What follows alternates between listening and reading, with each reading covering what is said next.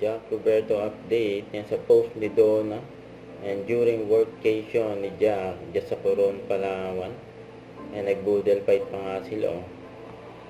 And nag-enjoy dyan siyempre si Jack Roberto, and kasama niya si Donna, and namasyal sila dyan at nag-ride dyan sa Coron, Palawan. And ganda ng view, sariwang hangin at malinis yung tubig, sakay pa nga sila ng bangka at barko.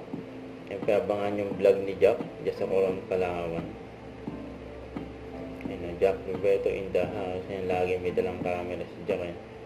Naka life vest pa para safe. Yung pa nga ginawa ni Jack, nagbilyar pa siya dyan sa Coron, Palawan. Ang galing niya magbilyar. Sabi dito sa caption, walang ate yan, kahit mainit, grabe yan, pawis yan. Sa grand opening ng Generica, ng drugstore.